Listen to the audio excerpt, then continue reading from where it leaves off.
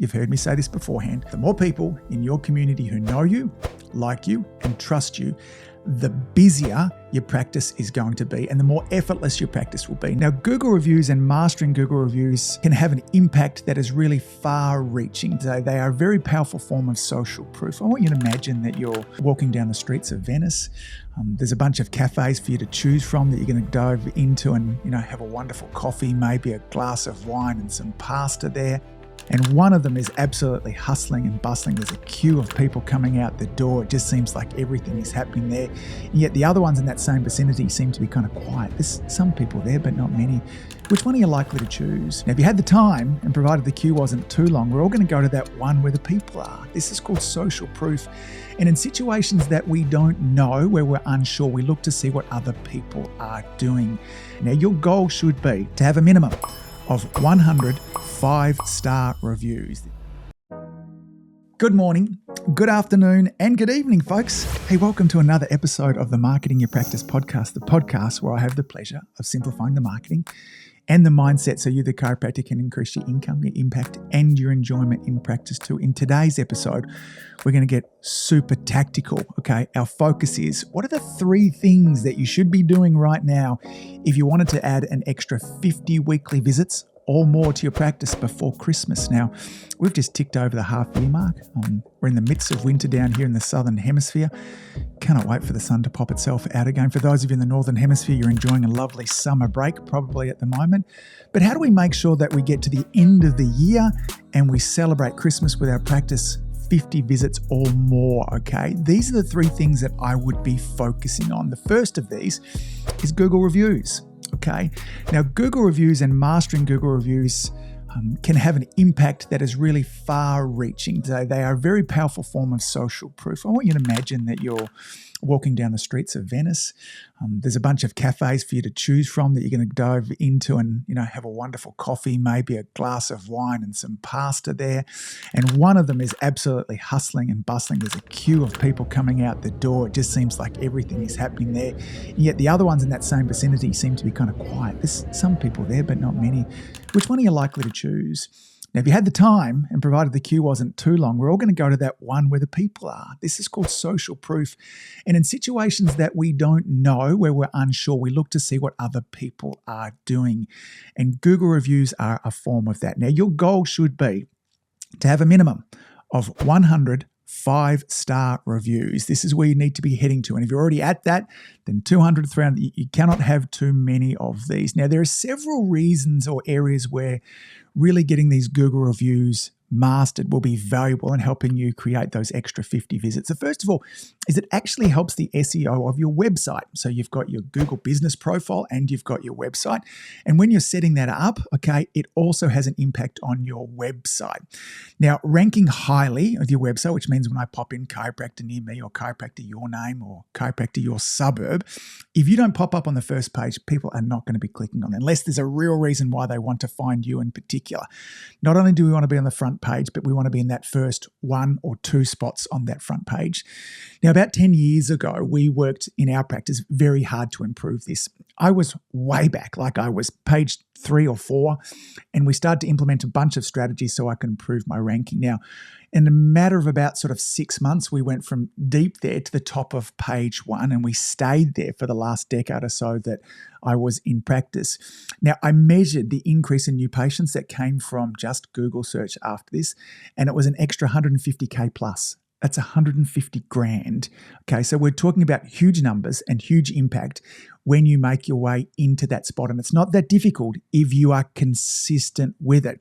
Now, not only will it help the ranking of your website, there's been a bit of a shift in the way that Google shows search results. It used to be just a few years ago that when we did a search for chiropractor near me, the first things that showed up there were the paid advertisements. These are the Google AdWords, and people don't click on those, okay? They know that they're paid to be there. We then click on the top search ranking there, which is where my website was. But now what's starting to show in there is what's known as the Google 3-pack. So these are the Google listings in there that come directly from your Google business. It has a little blurb about your business, and it says how many reviews that you have, whether you might be open or not. It can have other posts and details in there. Now, these are getting clicked on, okay? And a fast way for you to get yourself into that, sometimes you can be up in that Google 3-pack and your website can still be back on page 2 and 3. So the fast way for you to get up there is make sure that you have lots of Google reviews, okay? Now, the other thing that you can do with these Google reviews is you can also really easily repurpose them. So you've got these great reviews. These reviews should also be going on your website if you're allowed to. Aussie docs, we're not allowed to do this, okay? But I'll talk to you about what you can do with them. In fact, there is a group of these sorts of testimonials we could put on our website, but I'm going to touch on that in a moment there too, okay? You could be repurposing them across your social media, because one of the things that we need to be doing on a weekly basis on our social media is showing proof.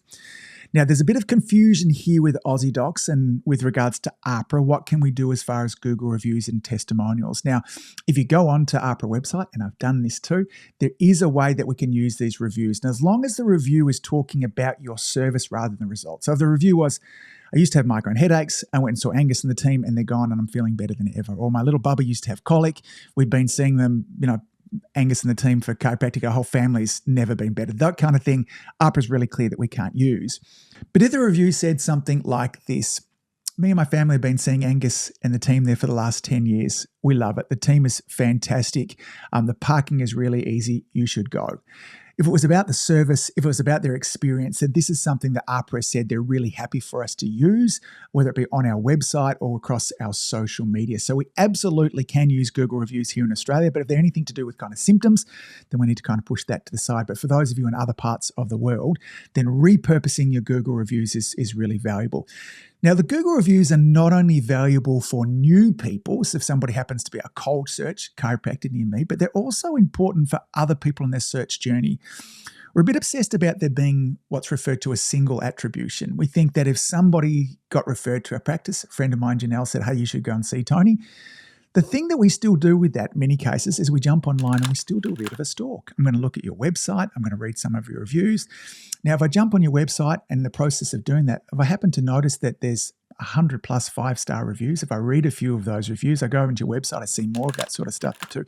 It further builds authority, it further builds expertise, and it's going to really increase my enthusiasm from when I come to see you.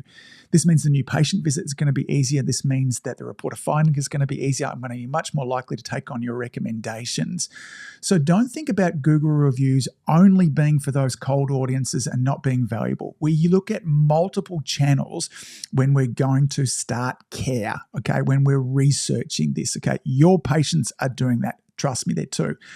So how do we go about asking for Google reviews? I've gone into a deeper dive on this. And in fact, I have a training on this that I'm going to suggest that you watch for my community influencer members, which I'm going to give you free access to. You just need to send me an email, angus@audiomedia.com, and I'm going to take you through, I've got a workbook and I've got scripts, and I take you through the whole process of how you ask for a Google review. And do it in a way that you won't feel needy or pushy or sleazy or any of those sorts of things, okay? But basically, we want to look at two groups. We want to start with our low-hanging fruit. Now, I learnt all of this a decade or so longer ago after I got a really stinky Google review, okay? We get them. It happens. If you're not getting them, then you'll get one at some stage. Now, this lovely woman that shared mine was not a well person. God bless her, okay? And it was really clear if you had read it that this was somebody that, there was just it just wasn't true what she was saying inside of there too. So I thought it would be as simple as reaching out to Google and asking them to remove it, but it's easier to get out of Fort Knox than it is to get a Google review removed. So the next advice after that I found is you just needed to cover over the top of it. And so I wanted to cover over the top of it really quickly. So I reached out to a bunch of my patients who were just the lifers, loved us. If I had said to them jump, they would have said how high. We just had built that real trust over, years or decades as well. And I just said, hey, listen, I need to get some Google reviews up there. I've been slow on this too. Could you share your experience? And so I really quickly within a week got 10 or 15 reviews that kind of covered over that other one. Was it still there? Yes. We had to dive a bit deeper to see it. So first of all, reach out to the people that already know, like, and trust you.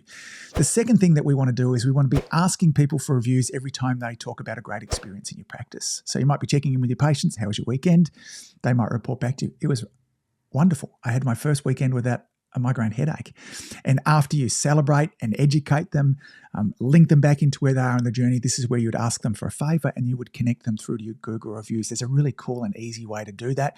As I mentioned, that's not pushy or sleazy and is very, very effective. And if you want to get a hold of that, then send me an email, Angus angus@audiomedia.com and just say, Angus, I'd like to watch the Google review training, and I'll send it to you, okay?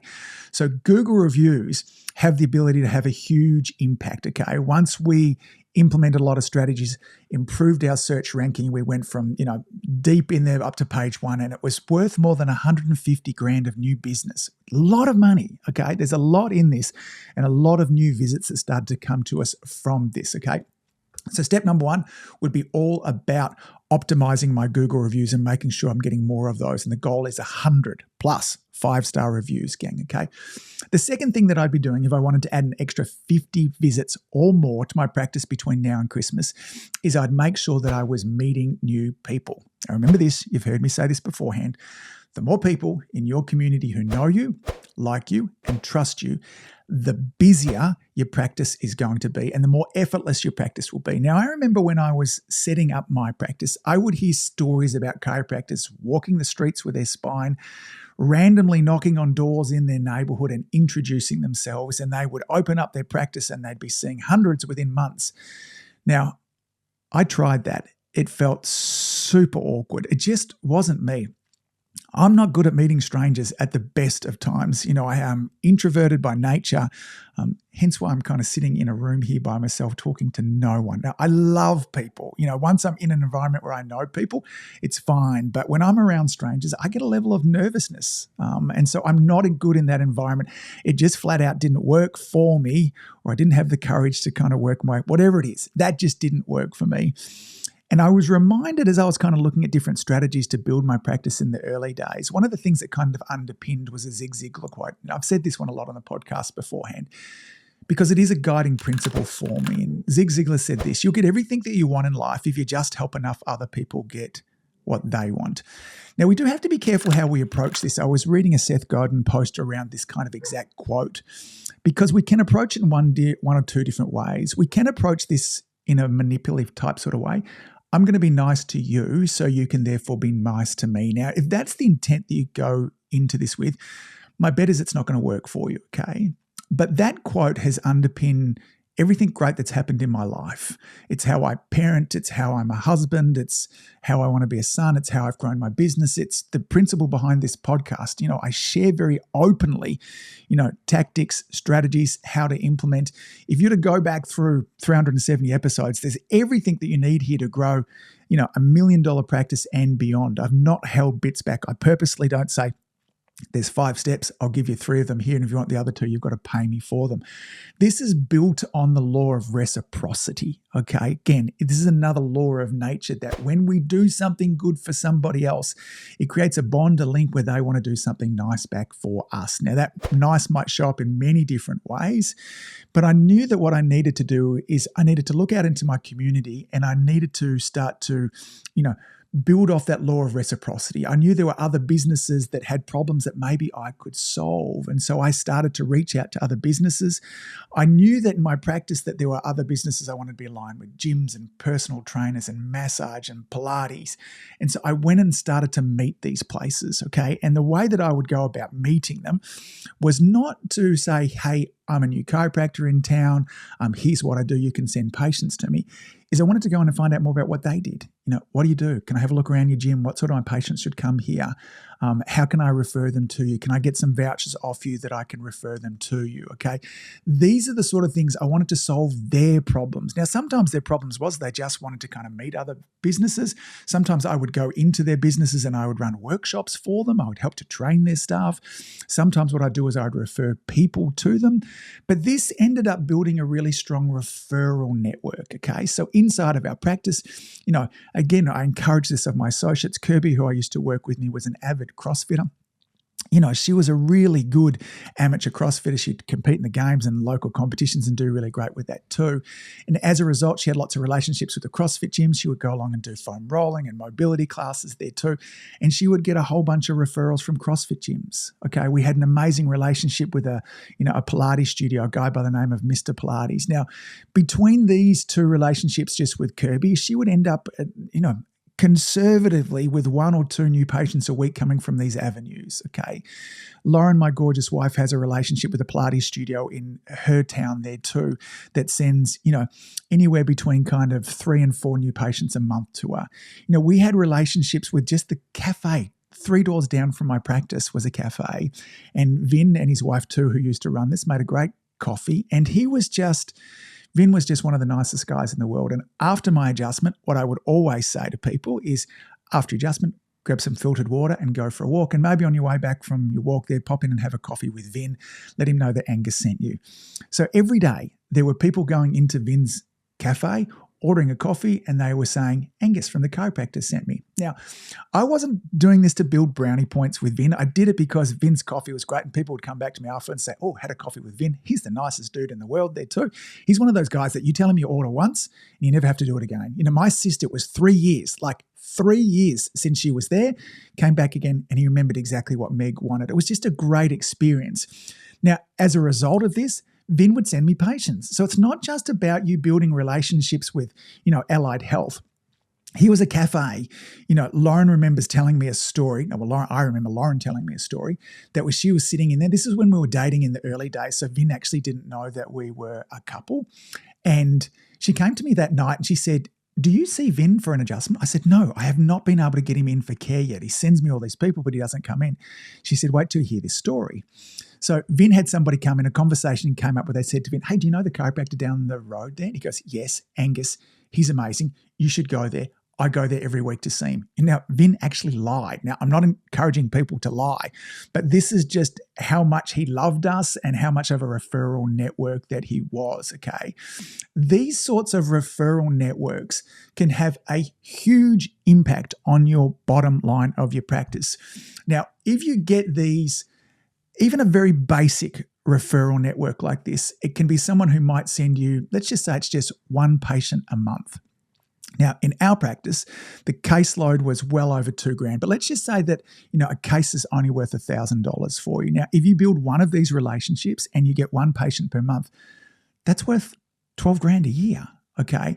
Now it might be kind of, 3 or 4. So it can be anywhere between, $12,000 at the bottom end to, $30,000 or $40,000 a year is what these relationships are worth.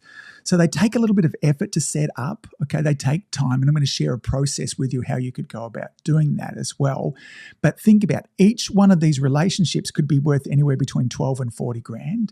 And if you are consistent over the next couple of years, could you build 5 or 6 of these? I mean, this is something that can be worth hundreds of thousands of dollars of income to your practice. And if you get really good at this, then this could be the major form of marketing that you have, relationship joint venture marketing. Now, the way I go about this, as I mentioned beforehand, intent is important. I am not setting up these relationships so I can see what I can get out of it. I want to see if I can solve their problems. I want to be valuable to them. Now, for this, I remember having a conversation with a chiropractor recently, explaining this to him, and I was using Pilates as an example there too, and he went after, he goes, Angus, I can never do this. I'm like, why? He goes, I hate Pilates. I think it's just a joke. I'm like, okay, this is not about Pilates.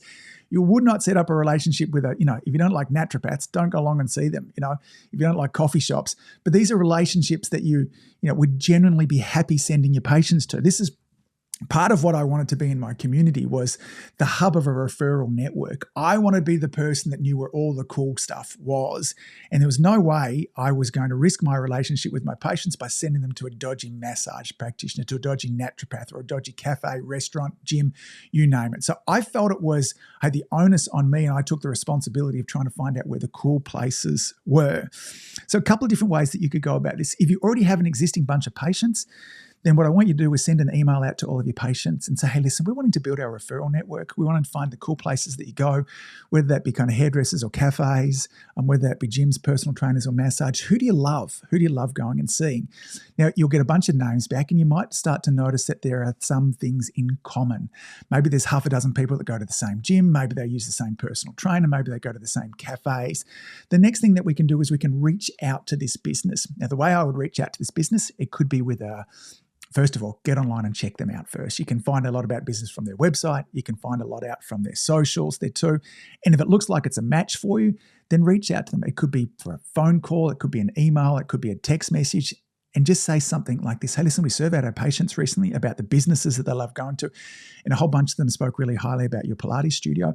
I'd love to come down and find out a little bit more about what you do to find out which of my patients would be ideal for me to send to you. Okay, this is all about them, okay? I'm not saying, hey, I'd like to come down and tell you about what we do, so hopefully you can send patients to me. I want to go down. First of all, I'm being nice. I'm saying that my patients love you. I want to find out more about you.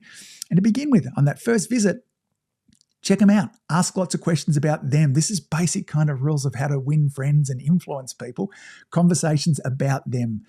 Find about them. What are their challenges? What are they looking for? What people do they like to see? And then if there's a genuine kind of connection through there when the opportunity presents itself, okay, send them someone. Now, I always make a point that when I send someone to this business through here, I send a written note along with it as well, okay? So if I was sending someone down to the gym, I always did this. I want you to go to the gym there too. Please speak with this person here. I'm going to write a little referral for you.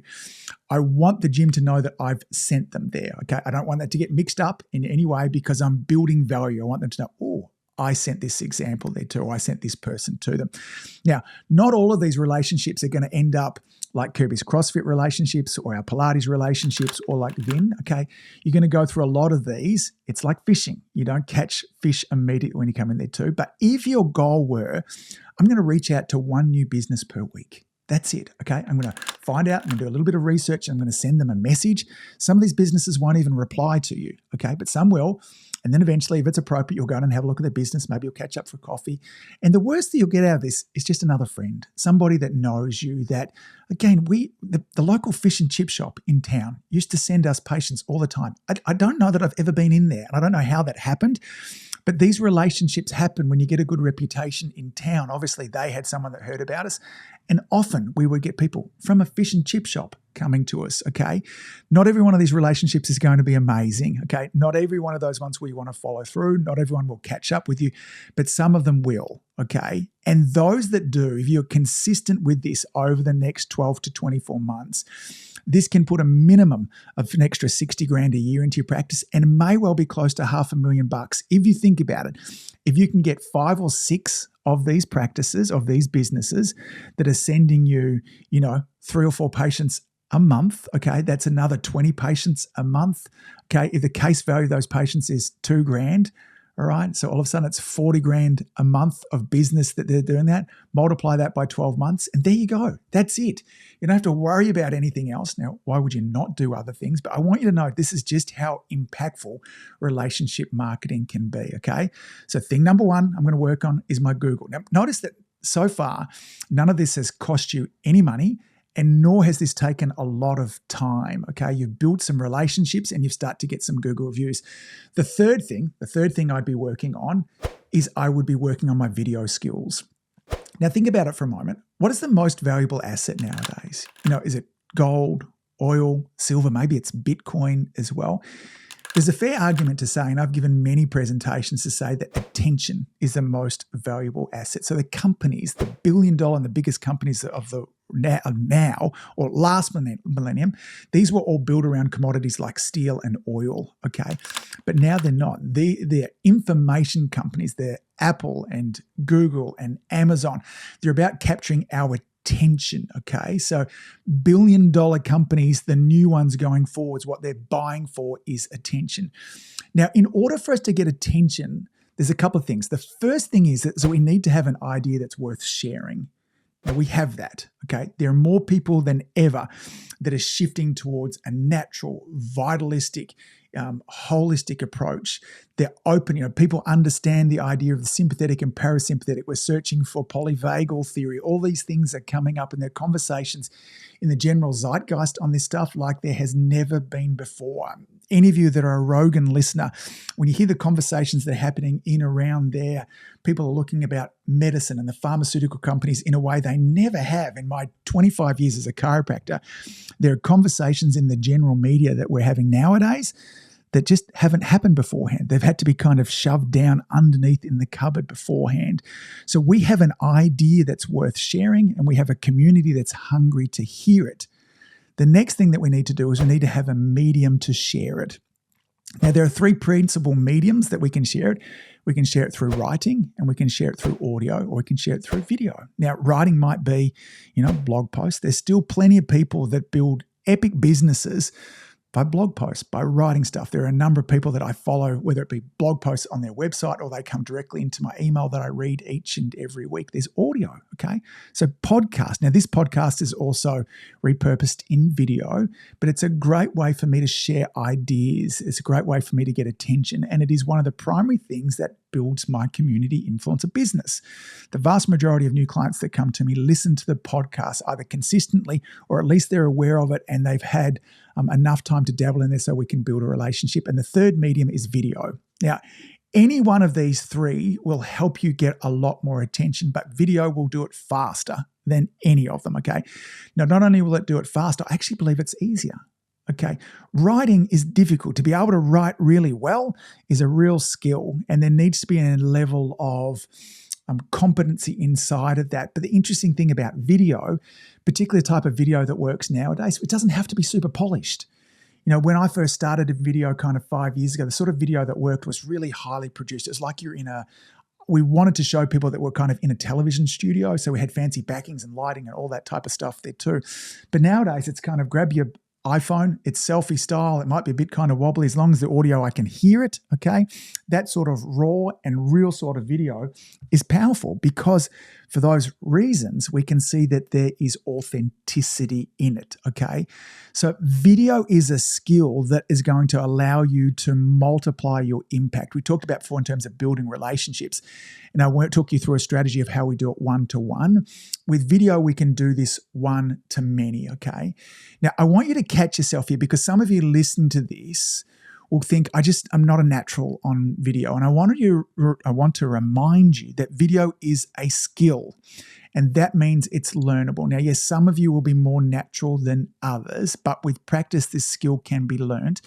And I cannot be convinced otherwise because I've seen too many community influencer members master it with practice. Now, the good news is 20 hours of repetition for most of you will get you to a level with video where you're better than 99% of people in the world. Like, it's not long. 20 hours at this, as long as it's 20 hours of repetition and a little bit of coaching and support in there will get you really good at. Now, not only will video help you to reach more new people, but it's a great tool of keeping you engaged with your existing patients as well. We can put together trainings and education for them, a weekly email that sends them to a video that reminds them of how valuable you are. Videos, one of my wonderful community influencer members has his whole kind of rehab program all online there. So instead of showing somebody else's videos, when he goes over it in practice there, his front desk then just shows them video of Rob going through this. It continues to remind his patients of how valuable Rob is as well. Now, there are three key things that will help you get better at video or help the quality of your video. And these are the three things I want you to think about, okay? The first is this. You must give up on perfection. Now, Hollywood movies are all about perfect. The dialogue between the two of them, like you listen in these kind of romance, like, it's so perfectly put there. The lighting is amazing. There's never a mumble or a fumble. There's never a hair out of place there. That's what Hollywood movies are, okay? This is not the sort of videos that we need to create, and particularly, as I mentioned before, they're not the sort of videos that are best. We want authentic connection with people. So it's okay to stumble. There's several times throughout this podcast that I stumble and fumble my words, because that's what happens in a normal conversation, okay? If we're sitting down sharing a coffee, sharing dinner, if we're having a laugh and a joke, we stumble our words, we mix them up. That's what happens. Now, provided it's not all of the time, the occasional bit through that, we just move on. And sometimes I'll acknowledge it like, man, I've really got the cotton mouth today. I'm a bit kind of fumbly with my words, and then I'll just move on with it, okay? But we have to give up on perfection and know that B- is enough. Now, along with this, what we want to have, the second thing to think about, is we need to have somebody there who's going to give us some feedback, somebody whose opinions that we trust. Now, I had a new community influencer member recently telling me that she was struggling to finish a video. She said, I've recorded it so many times, Angus, this is extraordinary. And I said, I want you to send me the video. Let me have a look at it. Let me be your video conscience. Now, she sent me the link to the video saying, this is crappy. I don't think it's B- there too. I'm never going to be good enough. And I watched this video and my jaw hit the ground with just how amazing it was. when we look at ourselves, we often look at our videos there through, the darkest of lenses. We pick out everything that is wrong. We're really harsh on the words. We notice what we mucked up. Now, again, if we're wanting to say things in a certain way, we didn't quite say it that way. We know that we didn't do it, but our audience doesn't. This video from Helen was amazing, okay? And she will only continue to get better as her personality comes through. Now, of the community influencer members that send me their videos to look at, 8 out of 10, I go back and say, this is great, post it. Here's what you do to improve it next time. Now, 2 out of 10 times, I do say, this is not postable. Here's what you've got to do to improve this to get better. So we need to be coachable, and we want somebody there being our video conscience, because often we're looking to produce a product that is better than what it has to be, okay? Give up on perfection, okay, and have somebody there giving us feedback. That's 2 of the skills. The third thing that you will need to do is you're going to need to learn some basic editing skills or outsource to somebody, okay? Now, editing your videos is one of those things that chiropractors get their knickers into a knot about. It's like I'm telling them to learn the periodic table backwards and forwards or go back to biochem. The basics of video editing is trimming out the bits that don't need to be there, okay? Joining it all together, adding in a few words and maybe some background music. And several times, and I have examples inside of Community Influencer, where I have chunky, choppy videos that come from members and I edit it up there too, and it looks amazing. Okay, so this podcast that you're listening to now, while it might seem like one 20-minute kind of monologue, it's not. It's several different bits. I might muck up a word, cough, stop for a drink there too. And Jason, my podcast and video editor, he cuts those bits out there too, joins it all together. So when you're filming your videos, okay, film them in one big long bit. Don't start, stop, don't start, stop. Learn little bits of what you're going to say there too. Trim out those bits in the middle there too, and you'll be amazing at how seamlessly it can join together, okay? If you want to get good at video, then first of all, repetition, 20 hours, okay? Give up on perfection, have someone available for feedback, and learn some basic editing skills or outsource, okay? They are the 3 things that I would be working on if I wanted to add an extra 50 visits a week to my practice or more. Google reviews, okay? I'd be meeting more people, okay? And I'd be getting really good at video, because video is the tool that's going to get me more attention, more people in my community who know me, like me, and trust me. The busier and more effortless my practice will be. Folks, that's it for this episode. As always, thank you so much for all that you continue to do. Being a chiropractor, whilst it's one of the most wonderful and rewarding jobs in the world, it's often not the easiest one. We come up against barriers and challenge, not only of running a business, but working against a way that our community thinks, and we need to turn up each and every day and be a leader for them. And these 3 things will help you be a leader to more people in your community. Your community needs you getting better at your Google reviews. They need you meeting more people, because who knows who you might meet, what lives you might need to change. And they need you upping your video skills as well. All right, folks, see you back here next week. Bye. If you've enjoyed listening to this podcast, you have to come and check out my Community Influencer program. It's my monthly coaching program where we take all this material and I'll work with you to help you apply it, implement it, and systemize it. The Community Influencer Group Coaching Program is designed to help you increase your practice income, impact, and enjoyment. Join me over at anguspyke.com/join. That's anguspyke.com/join. I'd love to see you there.